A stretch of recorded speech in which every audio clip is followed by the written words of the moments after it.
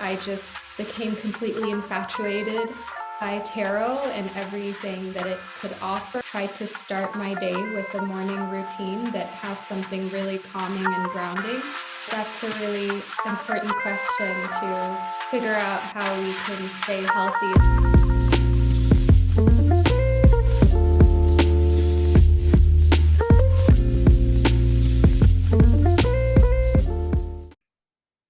Hi, everybody. So today we have with us Vanessa Somuayina. Yes, we have with us Vanessa Somuayina. She is a tarot card reader. She's the founder of Beau Life Switzerland, and she has an extensive knowledge of cards, of tarots, of just providing people with clarity when they have a blurred vision. And we are so honored to have you, Vanessa. So I would like to ask you to come forth and introduce yourself. Well, thank you so much for the introduction that you already gave. So my name is Vanessa Somuayina, and I am a tarot reader, an entrepreneur, and an author. I have authored 2 tarot decks and an oracle deck, and I am also the founder of Beau Life Switzerland, which is an online store where you can find my tarot decks, but also crystal jewelry and other divination tools. And on YouTube, I create a lot of tarot readings where I connect with my audience via tarot and oracle cards and channeled messages from the divine. And that is just a sacred, safe space for me where I can spend time with my community. And yeah, aside from that, I live in Switzerland and I'm very passionate about all things spirituality. Was amazing. And trust me, the space that you've created on YouTube is definitely really safe and it makes you feel like home. On a personal level, I can definitely assure that. And I'm really excited to do this interview, and I'm pretty sure that the viewers are as excited. So, we're going to start right off. And the first question that I have for you is that why don't you tell us about what your work entails? Like, what is tarot reading to you, and what actually drove you to become a tarot reader? That's a really great question. So, to me, tarot is a tool first and foremost for self reflection. I think it is a great way to look at different aspects of life that you maybe wouldn't have considered if it wasn't for tarot and the cards pointing out to you that maybe there's an area of life that could use a little bit of your attention. So I like to use it as a self-help and self-reflection type of tool, a tool for growth, and also something that helps push you out of your comfort zone. And I think what drove me to explore tarot more was just actually a coincidence. Since I was a child, I had always loved crystals and I always collected rocks and minerals and crystals. And at some point, I came across tarot cards and I was very intrigued. And once I had my own decks that I purchased, I just became completely infatuated by tarot and everything that it could offer, and the part of it that is mystical and that is a little bit mysterious, and also the part of it that is just reflective and very kind of grounded. So I love the mixture between divine and also just earthly type of vibes, if you will. I totally agree with you. Actually, I myself did not know much about tarot cards or crystals or anything like that. I think most of us are only familiar with crystals like amethyst or rose quartz, but there is so much more than that. And tarot reading is not just something you use for clarity, but it heals and it just provides you with a vision, with a clear state of mind that you can work with and that you can grow in. And I feel like that is the most important thing about tarot reading, and even listening to tarot and having your cards being read. It's just like this message is divine. It's come from a realm that is not this land that we stand on, and it's just that particular emotion, that feeling that this is something divine and something fated. That I think is what makes it so mystical and so beautiful at the same time. So we all know that being a tarot reader can be mentally taxing, and sometimes readings can get overwhelming. So, what do you do to attain peace and calmness when your mental health starts getting adversely affected when you have a heavy reading or you have so many emotions that you don't know how to channel them? Yeah, I think that's a really important question to figure out how we can stay healthy in the long run, whether we're practicing tarot or in other high stress situations.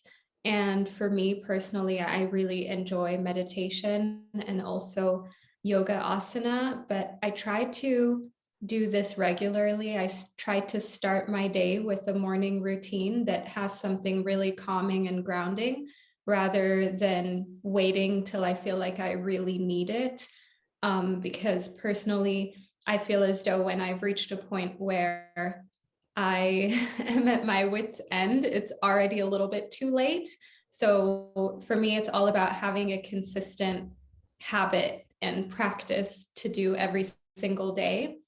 So that way I can prevent situations from becoming so overwhelming that I maybe feel as though I'm burning out or something like that. But I mean, things still get overwhelming from time to time, even if you have a consistent practice and you've got consistent habits. And I think just taking a step back and knowing it's okay to give yourself time, I think that's a very important thing to do. And also just to be honest with people about what you're going through, because that can take away some of the pressure and expectation, because now you've communicated what you need. So people understand that you may need a little bit of time to recuperate.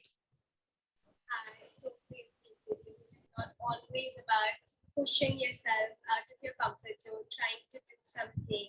And even if you have consistent readings, it can get a little overwhelming, or it can not leave room for your personal emotions or your personal feelings, because you, after all, at the end of the day, you have some things going at home, you have some things going in your heart, your mind, and you may feel not the best version of yourself some days.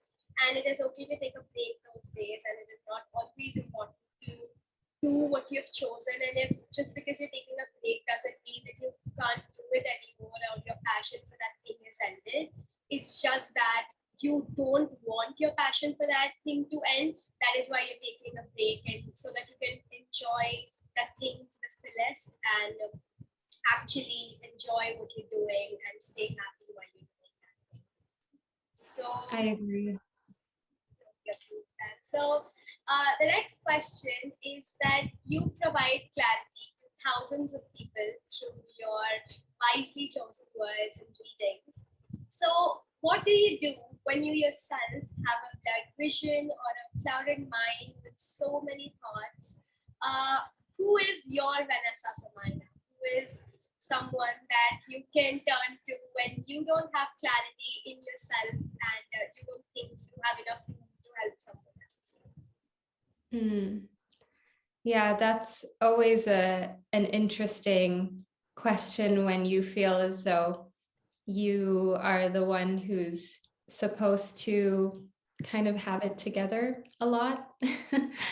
So it's definitely different when all of a sudden you find yourself in a situation where maybe you don't have it together. And I think it took time for me to learn that that's okay, and I'm only human and I go through things as well. And also that I don't have to look for guidance always in my field of expertise. I really love to kind of recuperate and regain a little bit of perspective through music. That's something that I really love. I love music that makes me feel good and has lyrics that are positive and uplifting.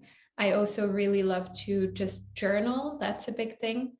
And personally speaking, there are also some spiritual teachers that I really enjoy listening to. There are these amazing music tracks on YouTube. It's called Chill Step. And they've put together lots of different tapes and recordings of some philosophers and also some spiritual teachers. And they put that in with really chill type of beats and music. And I love to just put that on and meditate and give myself time to just kind of relax and ground myself and also see things from a different perspective from someone who's come before me, who's lived many lives, it feels like, and who sees things in a way that maybe I would have never thought of. It's really important to have mentors, and it is really important to have people that you can turn to. You have to have that defense line, that close group, that close circle, that inner circle that you can turn to whenever you feel low. And it is only human to feel low. It's not written, etched in any book that we have to always feel good or always feel like the one who has it together and always have to be the one that has to be the adhesive, that has to hold everyone together. It is sometimes that you just don't feel like it, or you just don't have it in you, the strength or the mental capability to just hold it together anymore. So it's really important to have people that you can turn to. So we're towards the end of this interview, and I would like you to introduce us to your beautiful tarot card decks. I am super excited for this. So go ahead, the stage is all yours. Introduce us to your tarot decks. Amazing. Yeah, I have them right next to me. So I'll show you the Gentle Heart Tarot first. This is the very first tarot deck that I published and authored. I'm so proud of this. It's called the Gentle Heart Tarot deck because it is for all of the souls out here who feel as though sometimes their compassionate and empathetic side is a downfall and is a weakness. And this is for like everyone who considers themselves to be an empathetic and caring person. It's meant to be a very supportive and uplifting tarot deck. And I love the color palette, and it comes with a lot of representation. And speaking of representation, my second tarot deck, which is the Pastel Journey Tarot, has very kind of Japanese kawaii inspired depictions. And again, there's all sorts of body shapes and skin tones, and all of that is included because I wanted the deck to feel very inclusive and fun. So that is the second deck that I published and authored. And lastly, not long ago, I published a Wild Muse Oracle deck. So this is the packaging that it comes in, I guess. Let's see. So here we go. This is the Wild Muse Oracle deck. So this is a Oracle deck that is meant to just be fun, supportive, and kind of based on two worlds that maybe seem like they're far apart, but not really, because we've got these muses, which are stereotypically very just beautiful individuals, but they're so much deeper and meaningful than we maybe would have given them credit for. And they kind of guide you through this journey of life and different aspects of life. So that's what the Wild Muse Oracle deck is about. Yeah, those are the decks that I have written and published so far. It's beautiful. I feel like each deck is so different, yet there is something connecting all three of them. And I feel like it is inclusivity because each deck has been curated, keeping in mind every single person that is out there who might need these decks and who might need some clarity, some healing in life.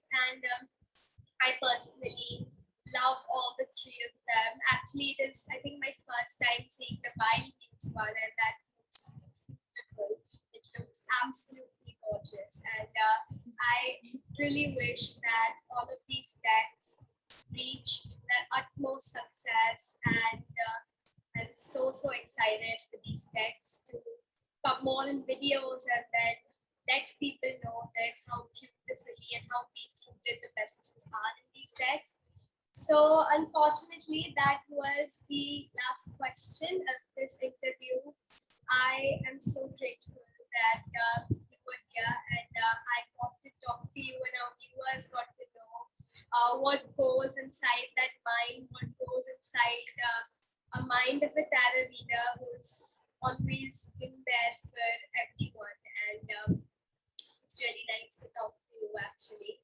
So, would you like to say anything for the outro?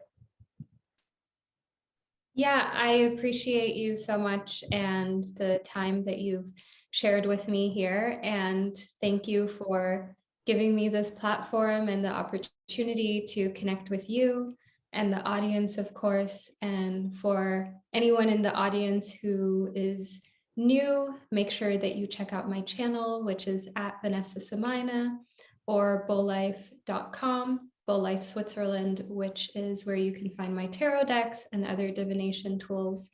And yeah, I would just like to say thank you once again, and I hope that we connect again in the future. Definitely, thank you so much. We will link all the sites, all the social media sites, all the websites that are linked to Vanessa in the caption when we post this interview, so you guys can go down below and check all of them out. They're beautiful, and we would love to have you again. It's an amazing experience talking to you. Seriously, it was amazing. So thank you so much, and hope to see you soon. Bye. Thank you so much. Bye.